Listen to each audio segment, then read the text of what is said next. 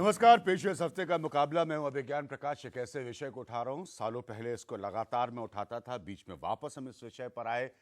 अब इस विषय को उठाने का मेरा मूल मकसद ये है कि ये तकनीक का युग है, यानी कि व्हाट्सएप और तमाम अलग अलग टेक्नोलॉजीज के जरिए आप छोटी छोटी वीडियो क्लिपिंग्स हासिल करते हैं। उसमें से कई ऐसी वीडियो क्लिपिंग्स आती हैं जो आपको अभी भी इस बात का एहसास कराती हैं कि पुलिस का बर्ताव, आपको सुरक्षा देने की पुलिस का बर्ताव, वो आपके प्रति अभी भी बहुत ज्यादा अच्छा नहीं है। उसमें जिस किस्म की तब्दीली आने की जरूरत है, खासतौर पे बड़े शहरों की पुलिस को आप अगर हल्का सा नजरअंदाज कर दें और छोटे जगहों के, छोटे शहरों की, जहां पे एक बहुत बड़ा हिस्सा इस मुल्क हिंदुस्तान का बसता है, वहां की पुलिस को देखें। मसला बहुत पुराना है और सुप्रीम कोर्ट का एक जजमेंट आया था बहुत पहले। मैंने बहुत अपने कार्यक्रमों में उसका जिक्र किया, अपने कॉलम्स में उसे लिखा, उसकी तारीफ की, लेकिन उसकी पूरी स्पिरिट में ऐसा नहीं लगा कि पॉलिटिकल क्लास उसको लागू करने के लिए तैयार है। मसला यह था कि सबने अपने अपने तब्दीलियों के साथ उसको लागू किया। दूसरा उसमें बहुत बड़ा पॉइंट था आम जनता और आप सबके समझने के लिए कि पुलिस की ताकत नेताओं के हाथ में कैसे रहती है, क्योंकि नेताओं के हाथ में पुलिस की लाठी होती है। हर एडमिनिस्ट्रेशन नेता का, कोई भी पॉलिटिकल पार्टी का है, वो पुलिस को इस्तेमाल करता है अपनी मनमर्जी से, जब चाहे तब। वो क्यों इस्तेमाल कर पाता है? वो इसलिए इस्तेमाल कर पाता है क्योंकि पुलिस के महकमे में नियुक्तियां उसके हाथ में होती हैं। सबसे नीचे के स्तर के थानेदार से लेकर, मैं थोड़ा आम भाषा में से कह रहा हूं, से ऊपर तक लेकर नियुक्तियां उसके हाथ में होती। सुप्रीम कोर्ट ने इस सिस्टम को तोड़ने की बात कही थी, इसको बदलने की बात कही थी, लेकिन क्या यह पूरी तरह से हो पाया? बहुत स्पष्ट था वो कमाल का सुप्रीम कोर्ट ऑफ इंडिया का जजमेंट, जो साफ तौर पर बताता था कि बड़े ओहदे के अफसर से लेकर नीचे तक आप पुलिस में नियुक्तियां कैसे करें। क्या ये सब बदल पाया? एक देश में नई सरकार आ चुकी है, बड़े बड़े राज्यों में, उत्तर प्रदेश जैसे, वहां पर एक सरकार आ चुकी है। क्या यह सब कुछ बदल पाया? सबसे पहले प्रकाश सिंह जी को ही मिलाना पड़ता है जब भी आप पुलिस रिफॉर्म पर चर्चा करते हैं। आपके पिटीशन, आप डीजीपी रहे उत्तर प्रदेश के, और आपके पिटीशन पर सुप्रीम कोर्ट ने इतना अहम फैसला दिया था। मैं अपने बाकी पैनलिस्ट साहब को बुलाऊंगा। वाल्मीकि प्रसाद सिंह साहब मौजूद हैं। आप पूर्व गृह सचिव रहे हैं, भारत सरकार के गवर्नर रहे हैं। आप सिक्किम के। हर्ष मंदर जी को सब जानते हैं और एक ह्यूमन राइट्स वर्कर हैं, राइटर हैं, बहुत सारे समाज के मुद्दों पर आप लगातार काम करते हैं। विनोद अग्निहोत्री, आप अमर उजाला के कंसल्टिंग एडिटर हैं, बहुत सीनियर जर्नलिस्ट हैं। और नवाज कोतवाल जी हैं, जो कि हमारे साथ पहले भी इस विषय पर पुलिस के रह चुकी हैं। बिल्कुल पहला और सीधा सवाल मैं ये पूछना चाहता हूं, सर आपसे शुरू करूंगा। पुलिस में बदलाव क्यों नहीं लाना चाहता नेता? सिर्फ इसलिए कि उसके हाथ से डंडा निकल जाएगा? ये सारा पॉलिटिकल क्लास है। नहीं, सवाल मैं तो यहां तक कह चुका हूं अपने प्रोग्राम में कि जो लेफ्ट की भी गवर्नमेंट्स थी, उन तक ने नहीं उसको उस स्पिरिट में लागू करने की बात कही। आपको थोड़ी गहराई में जाना होगा। जी बताइए सर। जब कोई सरकार आती है, वो किसी पार्टी की हो या ये कोलिशन गवर्नमेंट है, तो उसका पहला मकसद क्या होता है? To govern and to come back again, कि अभी शासन करूं और फिर उसके बाद शासन में आऊं। तो उसके पास इंस्ट्रूमेंट्स होते हैं और उस इंस्ट्रूमेंट्स में सबसे अधिक जिसका असर जनता पर होता है वो पुलिस होता है। आपने एक पॉइंट रखा शुरुआत में, सर आपने कहा कि सरकारें आती हैं इस मकसद के साथ कि अच्छी सरकार चलाएं और वापस जीत कर आएं। इस मुल्क में अब कितने उदाहरण हमारे सामने हैं, विनोद अग्निहोत्री मेरी बात को एंडोर्स करेंगे, जहां सरकारें हार जाती हैं खराब लॉ एंड ऑर्डर की वजह से? 3 चीजें होती हैं। एक है पॉलिटिक्स विच इज डेमोक्रेसी, दूसरा है कल्चर उस जगह का, और तीसरा होता है एडमिनिस्ट्रेशन। तो जहां इन तीनों में हार्मनी नहीं है, वहां पुलिस का इस्तेमाल गलत तरीके से हो। तो आप जैसे यूपी में ले लें, हार्मनी नहीं है जी, लेकिन जहां हार्मनी एस्टैब्लिश हो गई है, हाँ। तो वहां लेकिन सर राज्यों के साइज से भी फर्क पड़ता है। चलिए हम बहस को आगे लेके साइज बहुत बड़ी बात। जी जी प्रकाश सिंह जी, इतना आप लोगों ने, मतलब आपका प्रयास था और देश की सुप्रीम कोर्ट ने आपके प्रयास को सराहा, उस पर ये पॉलिटिकल क्लास को दिक्कत क्यों होती है, या ये कभी वो दूर नहीं हो सकती? देखिए, पॉलिटिकल क्लास को दिक्कत तो है। एक साधारण समझने की बात है कि जिसके हाथ में सत्ता है, शक्ति है, पावर है, वो उसको स्वेच्छा से कभी नहीं छोड़ना चाहता। भले वो जनहित में हो, उसको छोड़ना, पर ये बात उसके समझ में नहीं आती, और समझ में आती भी है तो वो उसको समझना नहीं चाहता है। हम सत्ता नहीं छोड़ेंगे, हम पावर नहीं छोड़ेंगे, हमारे में सब कुछ केंद्रित होना चाहिए। और इस समय जो पुलिस से जो शक्ति मिलती है वो पॉलिटिकल क्लास में केंद्रित है, ब्यूरोक्रेसी में केंद्रित है। न तो पॉलिटिकल क्लास उसको छोड़ना चाहता है, न ब्यूरोक्रेसी उसको छोड़नी चाहती है। नतीजा यह है कि इस देश में दो सबसे बड़ी ताकतें क्या है, आप सोचिए। सबसे बड़ी दो ताकतें इस देश में है, पॉलिटिकल क्लास की और ब्यूरोक्रेसी की। ये दोनों ताकत अगर किसी चीज को मिल जाए तो कोई भी प्रोसेस जो होगा वो फ्रस्ट्रेट हो जाएगा। पुलिस तो बड़ी छोटी हस्ती है, तो इस समय ये दोनों ही वर्ग इसके विरोध में हैं। भले वो जबानी तौर पे कुछ भी कहें, भले बयान भी वो कुछ भी दें, पर ये पूरी तरह से इसके विरोध में है। हर्ष, प्रॉब्लम क्या है? एक तो फियर हो गया कि आप उस ताकत को, जैसे उन्होंने कहा, छोड़ना नहीं चाहते हैं। आप जो सरल चीजें हैं, ये सारे कागज सामने रखे हुए हैं कि सिर्फ आप वैकेंसीज भर दीजिए, ठीक है। इसके भरने में हम जानते हैं कितने महा स्कैम्स हुए हैं राज्यों में। 24% अभी भी 24% वैकेंसी स्टेट पुलिसेस में बनी हुई है। तो इसमें तो चलिए, अगर एक सेकंड के लिए मैं नेता हूं और मुझे ज्यादा पुलिस वाले चाहिए तो भर दो भाई, कम से कम जगह भर दो। तो इतना सिस्टमैटिक फेलियर किस रिफॉर्म को ला पाएगा? टेक्निकल सॉल्यूशंस नहीं है कि चलिए ये हम कर लें, ये इससे ये सुधार हो जाएगा। हम लोगों को एक समाज का एक लार्जर क्राइसिस समझना ज़रूरी होगा। उदाहरण के तौर पे, मैं पिछले सितंबर में कारवान मोहब्बत के नाम से मैं निकला था कि जहाँ जहाँ लिंचिंग हुए हैं उन परिवारों से मिलना, और 8 प्रदेशों से गुजरा मैं, और जिन परिवारों में नफ़रत के आधार पर हिंसा हुई उनसे मुलाकात हुई।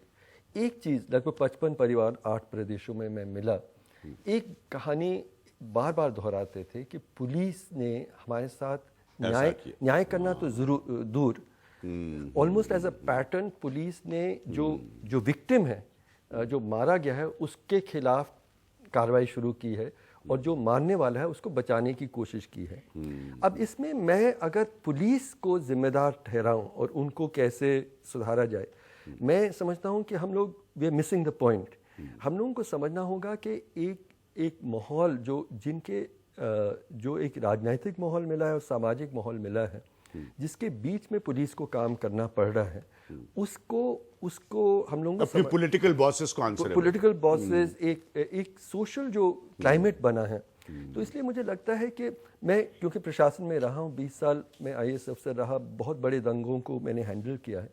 मैं अपने साथियों से भी कह रहा था कि कोई मुझे कहे कि जो नीचे के जो पुलिस अफसर हैं वो सांप्रदायिक हैं और उनको कुछ किया नहीं जा सकता, तो मैं बिल्कुल असहमत हूँ। क्योंकि उसी पुलिस फोर्स के साथ अगर आप नेतृत्व सही दें, एक नैतिक तौर पे क्या सही है, क्या न्याय है, आप बताएं और उनको कहें, they will be the best force and I have seen them. तो मुझे लगता है कि समस्या एक्चुअली पुलिस में नहीं है। Interesting point. आप कह रहे समाज के दायरे से भी देखने की जरूरत है। विनोद, हाल में आप मेरे साथ थे, मैंने एक कैंपेन से अपने आप को जोड़ा जो बच्चियों के रिहैबिलिटेशन के लिए है, जिनका बलात्कार होता है। जब उन बच्चियों की कहानियां हमने सुनी, मैंने उस कैंपेन को लॉन्च करने से पहले सुनी, हर जगह में घूम फिर कर रोल किसका आता है? स्थानीय पुलिस का। अब एक नई सरकार है, पहले वाली सरकार क्या कर गई वो अलग मसला है। उत्तर प्रदेश की कहानियां हमने सुनी, तो वो समाज का पॉइंट रख रहे हैं। वो कह रहे हैं दक्षिण भारत में सुधार हो रहा है। क्या उत्तर भारत में ज्यादा रेजिस्टेंस है, ज्यादा टकराव इस बात को लेकर के? नहीं, पुलिस तो हम नहीं हाथ से जाने देंगे, वो तो नेतागिरी छीन लेगी हमारी। अभिज्ञान, मैं नवभारत टाइम्स में क्राइम रिपोर्टिंग करता था जी, और मैंने बहुत गहराई से दिल्ली पुलिस और तमाम पुलिस को कवर किया जी। एक छोटी सी घटना मैं बताऊंगा। एक बच्चा था 10 साल का जी। वो दिल्ली में, वो NRI बच्चा था, इंग्लैंड से आए थे वो लोग, भारतीय था। ये किस वर्ष की बात है? ये अर्ली 90s की बात Early होगी, 90s, ठीक है सर। वो बच्चा खो गया जी। वो सीधे पुलिस स्टेशन पहुंचा और वहां उसने बताया कि टूटी फूटी हिंदी में जैसे बोल सकता था, अंग्रेजी में, कि ये है, और उसके बाद लोकेट किया गया और उसके माँ बाप मिल गए। तो हम लोगों ने उस बच्चे से पूछा कि तुम सीधे पुलिस स्टेशन क्यों गए, परेशान क्यों नहीं गए? उसने कहा क्योंकि हमको बताया गया है, और हमें घर में भी और स्कूल में भी, कि संकट के समय पुलिस तुम्हारी सबसे अच्छी दोस्त होती है। आप कल्पना कीजिए कि हम अपने घर में बच्चों को क्या बताते हैं कि भैया पुलिस से लफड़े से बच के रहना। पॉइंट। पुलिस के बच्चे, कारण उसका यह है कि जो हमारा पुलिस का स्ट्रक्चर है, मुझे लगता है प्रकाश सिंह जी और वाल्मीकि सिंह जी सहमत होंगे, वो पूरा औपनिवेशिक है, कॉलोनियल है, जो अंग्रेजों ने हमको दिया था। और आजादी के बाद से उस दिशा में, उस लोकतांत्रिक ढांचे के अनुकूल बनाने का कोई प्रयास ही नहीं हुआ। तो वो माइंडसेट जो पुलिस का यही है, पॉइंट हर्ष रख रहे जो हैं, हर इसीलिए वो जगह है, टकरा रहा है वो जो बार-बार। माइंडसेट पुलिस का है, इंस्टीट्यूशनल, पुलिस एक संस्था है, इंस्टीट्यूशन है। राजनीति क्या करती है, जो अभी प्रकाश सिंह जी भी कह रहे थे, उस इंस्टीट्यूशन को अपने कब्जे में रखना चाहती है, ब्यूरोक्रेसी और पुलिस को, क्योंकि उस इंस्टीट्यूशन के जरिए वो अपने राजनीतिक उद्देश्यों को पूरा करती है।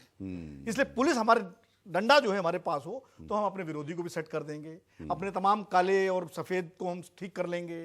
वो आज राज्य की पुलिसों से जांच पर विश्वास क्यों उठ गया? कोई घटना होती है सीबीआई, बहुत अच्छा पॉइंट, CBI बहुत जांच। अच्छा point Vinod Agnihotri, thank you so much. मैं इस पे आने वाला था कि स्टेट पुलिस, नवाज, इसकी रोल पर ही, और 90 के दशक का चूंकि इन्होंने जिक्र किया है, तब की घटनाएं मैं आज इतिहास में नहीं जाना चाह रहा हूं, राज्य की पुलिस की बहुत ज्यादा विश्वसनीयता पर सवाल उठने लगे हैं। मेट्रो की पुलिस को तब भी एक अलग नजरिए से देखा जाता है, थोड़ा मॉडर्नाइज्ड अप्रोच के साथ देखा जाता है। राज्यों की स्थिति बहुत खराब होती जा रही है। जो सुधार हो रहा है वो एक डेंजरस तरीके का सुधार हो रहा है, क्योंकि जो भी सुधार हो रहा है पेपर पे हो रहा है। Nothing is getting translated actual action. जो सिटीजन पुलिसिंग चाहती है वो पुलिसिंग सिटीजन को मिल नहीं रही है। तो वो एक डेंजरस नैरेटिव है कि हम सुधार कर रहे हैं, लेकिन एक्चुअली सुधार कुछ हो नहीं रहा है। और जनरली हम क्या करते हैं कि सारा जो फॉल्ट है, दोष है, वो हम पॉलिटिशियन पे डाल देते हैं कि पॉलिटिशियन जो पावर है पुलिस के ऊपर वो छोड़ना नहीं चाहती है।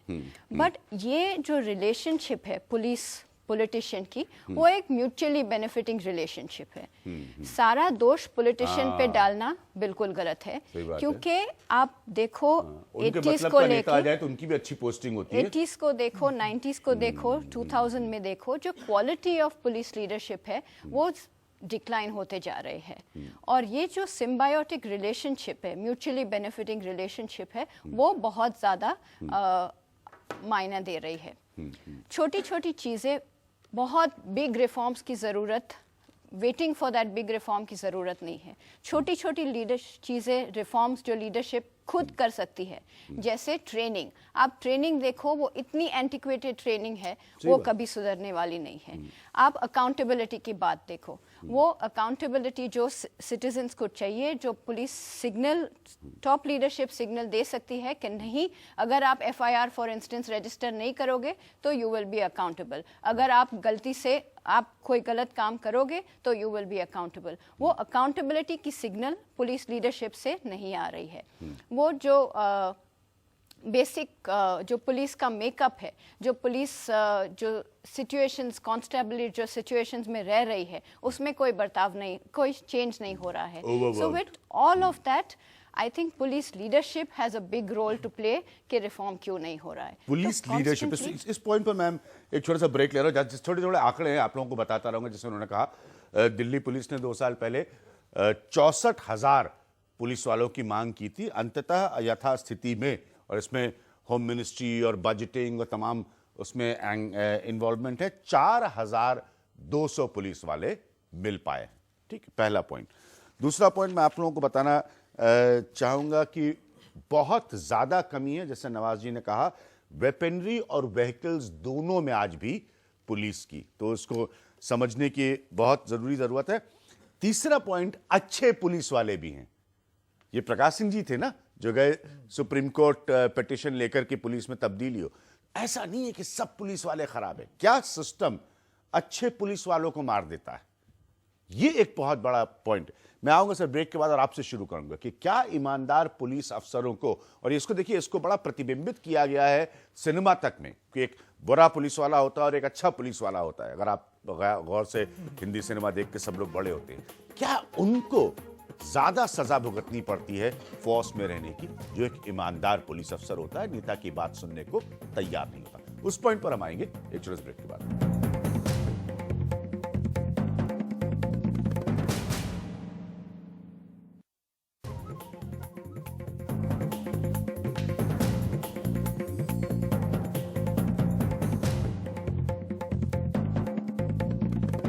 ब्रेक में जाने से पहले मैंने जो बात कही थी अच्छे पुलिस अफसरों की, इतनी सारी रिसर्च मेरे सामने रखे हुए, मेरे खुद के कई प्रोग्राम्स हैं तमाम सालों के, मैं कोशिश कर रहा हूं इसको सरल पॉइंट्स में रखूं और फिर नौजवानों को सुनूं। सर, दूसरा इसका पहलू यह है कि एक तरफ जैसे उन्होंने कहा समाज और पुलिस के बीच का गैप, बड़ी तस्वीर देखिए, उन्होंने कहा नहीं जो छोटे छोटे तब्दीलियां हैं वो करिए। प्रकाश सिंह जी ने एक बड़ी पॉजिटिव बात मुझे कही, सर बहुत बहुत धन्यवाद आपका कि कहीं पर तब्दीली हो भी रही है। विनोद जी ने एग्जाम्पल दिया कि पहले लोग यकीन ज्यादा रखते थे, अब वर्दी से डर रहे हैं। अच्छा पुलिस वाला बहुत प्रताड़ित होता है, और ये मैं बड़े कॉन्फिडेंस से कह रहा हूं क्योंकि मैं इसका जिक्र नहीं कर सकता, एक पुराना पत्रकार हूं, लेकिन पुलिस वाले प्रोग्राम देख के मुझे फोन करते थे, बहुत आला अफसर फोन करते थे कि उनके सर्विसेज में उनके साथ क्या हुआ। जब आप नौकरी में हैं तो ट्रांसफर्स तो होंगे, तो उसको अपने स्ट्राइड में लेना है। अगर आप उसको अपने स्ट्राइड में नहीं होता सर, नहीं, आई नो, आप होम सेक्रेटरी, हम तो गुजर चुके हैं। एक ईमानदार पुलिस अफसर के ऊपर नेता का डंडा कब चलता है? तब चलता है जब उसको हटवा लेता है, अपनी जगह से ट्रांसफर करवा लेता है। हम तो गुजर चुके हैं उस रास्ते से। जब आप टेन्योर देते हैं, फिक्स टेन्योर की जरूरत है। एसपी के, डीआईजी के, डीजी के, सबके फिक्स टेन्योर की जो बात है ना, जो सुप्रीम कोर्ट के जजमेंट में है, उससे फर्क पड़ेगा। दूसरी बात जो मैं कह रहा हूं कि यह सिस्टम ऑनेस्ट ऑफिसर्स ऊंचे भेज रहा है, लेकिन संख्या कम है, उस संख्या को बढ़ाना है, ये असली सवाल है। ठीक है प्रकाश सिंह जी, ईमानदार अफसर क्या ज्यादा तकलीफ सहता है? साफ साफ बताइए आज सर, क्योंकि मैं जानता हूं आप इस लड़ाई को लेकर गए। छोटी सी घटना जो मेरे जीवन में घटी थी उसका मैं उल्लेख करूंगा। जी जी। मैं अभी सीनियर सुपरिटेंडेंट पुलिस के रैंक पे था जी। उस समय के यूपी के जो होम सेक्रेटरी थे, एक बहुत आला दर्जे के आईएएस अफसर थे, श्याम सिंह बिसेन। उनसे मैं अपनी व्यथा कह रहा था और किसी बात पे अपनी नाराजगी, अपना फ्रस्ट्रेशन व्यक्त कर रहा था। तो जब बिसेन साहब ने देखा कि प्रकाश सिंह को नहीं समझ में आ रहा है, तो उन्होंने मुझसे एक वाक्य कहा जो आज तक मेरे दिमाग में गूंजता है। जी। He said, Prakash, who wants an honest policeman? ये मानिए एक ब्यूरोक्रेट जो home secretary government of India का है, वो मुझे समझाने के लिए उसने देखा कि जब इनको नहीं समझ में आ रहा है, तो उसने कहा कि भाई तुम बात ईमानदारी की बात क्यों कर रहे हो? Who wants an honest policeman? तो ये अच्छा, अपने जीवन में मैंने खुद बहुत मतलब कीमत अदा की है। डीआईजी मेरठ के पद से मुझे बेइज्जत करके निकाला गया, जबकि सब कुछ ठीक चल रहा था। डीआईजी यूपी के पद से मुझे बेइज्जत करके निकाला गया, जबकि लॉ एंड ऑर्डर का डंका बज रहा था कि इतना अच्छा लॉ एंड ऑर्डर है। डीजीपी असम के पद से मुझे ऐसी परिस्थितियां पैदा की गई कि मैंने कहा मुझे कहना पड़ा कि मैं इस परिस्थिति में नौकरी करने को नहीं तैयार हूं। तो ये सब होता रहा मेरे जीवन में। सत्ता परिवर्तन में ऐसा होता है कि पुलिस वाले की तकदीर का भी परिवर्तन होता है, ईमानदार पुलिस वाले की देखिए कम नहीं। मौजूदा समय में तो ईमानदार अफसर, चाहे वो पुलिस का हो चाहे ब्यूरोक्रेसी का हो, वो किसी सरकार को सूट नहीं करता। और उदाहरण अशोक खेमका और आप हरियाणा में आप देख लीजिए, और हर्ष बंदर जी खुद एक उसका उदाहरण है, तो प्रकाश सिंह जी खुद उदाहरण है। ये तो मैं तो चूंकि डीजी रहे हैं, किसी को सूट नहीं करता सूट। ईमानदार और मैं आपको एक उदाहरण बता दूं कि जैसे प्रकाश जी ने कहा ना कि इनसे होम सेक्रेटरी ने कहा कि नोबडी वांट्स ऑनेस्ट पुलिसमैन। अभी मैं गुजरात गया था, तो किसी अपने दोस्त से मिला एक आईएएस अफसर से, तो उन्होंने कहा कि उनसे कभी किसी चीफ सेक्रेटरी ने कहा कि good work has no place in the government. तो लगभग वही बात मतलब जो है जो प्रकाश सिंह। तो हम जब बात रिफॉर्म की कर रहे हैं, तो जो रिफॉर्म की जरूरत इसीलिए है लेकिन मैं इसीलिए नवाज जी हमारे साथ पहले भी रही प्रोग्राम में, मैं इनकी बात से इस हिस्से से जरूर इत्तेफाक रखता हूं और मौजूदा जो डीजी हैं उत्तर प्रदेश के, इसलिए क्योंकि कम से कम जो छोटे स्ट्रक्चरल बदलाव है वो तो आप करिए, बड़ी तस्वीर तो वैसे ही आप बदलने को तैयार नहीं है। जो मौजूदा डीजीपी हैं सुलखान सिंह, हमारे बहुत अच्छे मित्र हैं, बहुत ईमानदार अफसर हैं। वो मेरठ में जब एसपी सिटी थे, तो उन्होंने बताया उस समय 8 साल उनके बोले मेरे 8 साल की नौकरी में 9 ट्रांसफर हो चुके हैं। कमिंग टू वो गुड अच्छा पुलिस ऑफिसर, जी जी, कोई इंसेंटिव ही नहीं है सिस्टम में एक अच्छा पुलिस ऑफिसर रहने के लिए या बनने के लिए, ना समाज तो ना समाज में। बहुत अगर बहुत अच्छी बात। हाँ, आप एनकाउंटर ज्यादा कर लो तो आपको एनकाउंटर कॉप्स अब देखिए, प्रमोशंस उनकी देखिए। मैं तो मुंबई में जब होते था हैं। और मैं तो Yes. शॉक्ड रह So गया वो कि देखो। साहब So, इनकाउंटर हाँ। स्पेशलिस्ट जिन्हें कहा जाता था वो अंततः जैसे हर्ष कह रहे हैं पता नहीं कौन कौन से उनको, कमीशन में है, और ऐसा लगता था कि कोई medals- मतलब सीधे बॉलीवुड के किरदार से निकल कर आए हीरो घूम रहे हैं, वैसे वो Medals- इनकाउंटर हाँ। स्पेशलिस्ट है। बाकी तो उनको- अंत में पता लगा सब किसी न किसी फेक इनकाउंटर के केस में गए। तो कोई incentive to be a good police officer है ही नहीं सिस्टम में। और दूसरा जो है, आपने जैसे बताया कि अगर सरकार बदले तो कोई चांस है कि कोई पुलिस ऑफिसर की किस्मत, ऑनेस्ट पुलिस ऑफिसर की किस्मत बदल जाए। बट वो ऑल्सो एक रिफॉर्म के अगेंस्ट जाता है, क्योंकि यू आर सेइंग कि पॉलिटिकल क्लास के हाथ में ही पुलिस वालों की तकदीर बनी रहती है।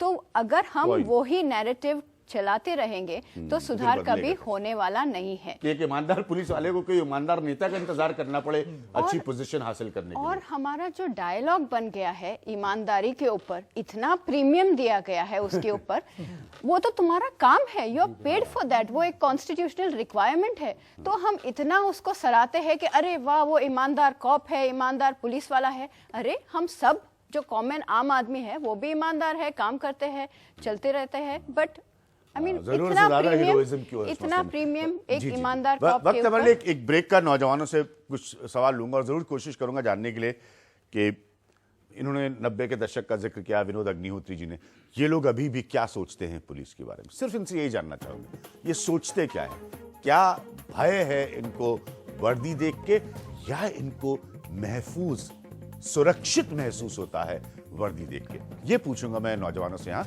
एक छोटे से ब्रेक के बाद।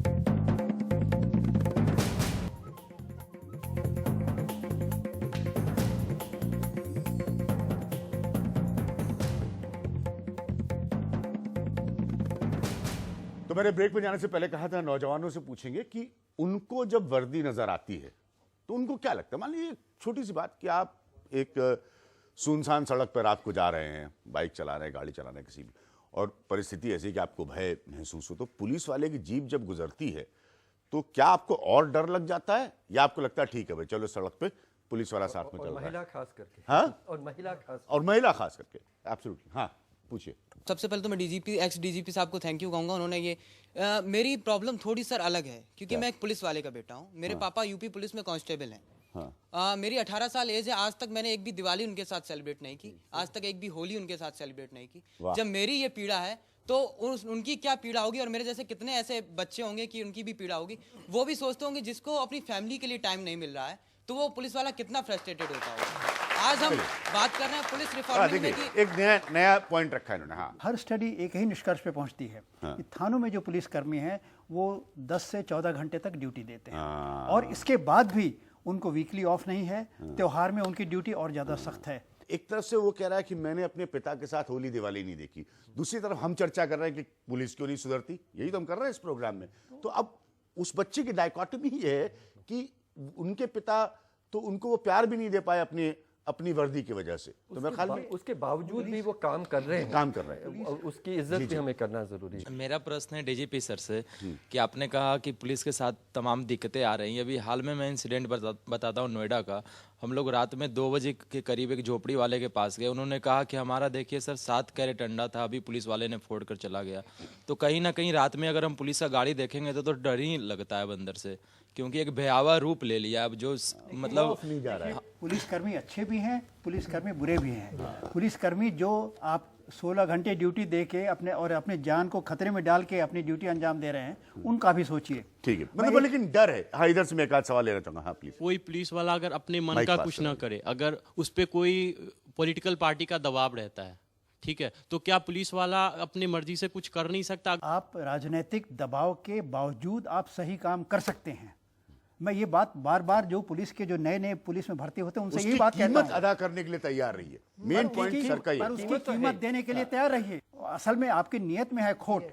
आप चाहते हैं पुलिस का ऐसा पद में हमें मिले जिसमें हमें कुछ फायदा हो, हमें कुछ शक्ति आधार मिले, लोग हमारे पास चक्कर लगाएं। ये असल में नियत अगर साफ हो कि हमें अपनी तनख्वाह से पूरा संतोष है, तुम कचरे में भी डाल दो तो भी हम काम करेंगे। सर आज हम अगर पुलिस के पास जाते हैं तो सबसे पहले डर लगता है, क्योंकि हमारे यहाँ लखनऊ में मोलालगंज क्षेत्र में एक महिला FIR लिखाने जाती है तो पुलिस उसके साथ बदसलूकी करती है। उसके बाद लोकल क्षेत्रीय चैनल के पावर ऑफ जनहितकारी के रिपोर्टर जाते हैं तो पुलिस उनसे हाथापाई करती है। उसके बाद कहती है अब गिरफ्तारी जो उखाड़ना है उखाड़ लो। गांव के थाने में अगर आप पैर रखिए तो बाप रे बाप, मतलब गांव के महिला के लिए तो बहुत दिक्कत है। मैं कह रहा हूँ कि गांव का थाना एक तरह से उस समाज का प्रतिबिंब है। मैं बार बार ये बात कह रहा हूँ, सिर्फ पुलिस को दोष ना दें, हम लोग सभी उस समाज के, आप अपने जगह में एक कुछ पिछड़े जाति के व्यक्ति के साथ क्या व्यवहार करते हैं, आप एक महिला के साथ क्या व्यवहार करते हैं। मुझे लगता है कि इस सब में पुलिस जकड़ा हुआ है और उसकी समस्याएं भी हैं। मैं एक चीज़ कहना चाह रहा हूँ, जो उनको सुरक्षित करना, उनके टेन्योर को, उनको स्वतंत्र बनाना ये ज़रूरी है, लेकिन जवाबदेह बनाना भी बहुत ज़रूरी है। मैं ले रहा हूं यहाँ पर एक ब्रेक और अंत में बड़ा विषय है, मैं बड़ा ज़रूरी समझ रहा था इसको वापस उठाना। सुधार की बात बहुत पहले हुई। हर पैनलिस्ट के लिए 20 सेकंड का समय होगा उनकी राय रखने का कि जो सुधार की रूपरेखा बनाकर तब दी गई थी प्रकाश जी के मसले में सुप्रीम कोर्ट से, उसमें किस किस्म की तब्दीलियां और किस किस्म की तब्दीलियां बगैर बड़े रुकावट के साथ आज भी आगे हो सकती हैं। हम उस पर आएंगे आखिर में इस प्रोग्राम के एक छोटे से ब्रेक के बाद।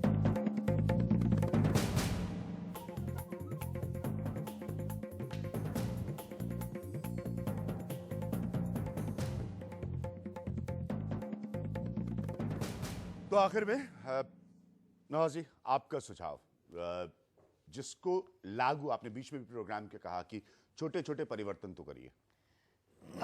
एक चीज जो अभी निकल रही है, बज़वर्ड जो है, मॉडर्नाइजेशन, और हमने भी बात की है मॉडर्नाइजेशन के बारे में, लेकिन जो प्रॉब्लम आ रही है कि मॉडर्नाइजेशन को reform, don't compare it with reform, क्योंकि क्या हो रहा है, अभी एक नई मॉडर्नाइजेशन पुलिस का ग्रांट हुआ है 25,000 करोड़ का, सो वो इंट्रोड्यूस हुआ है।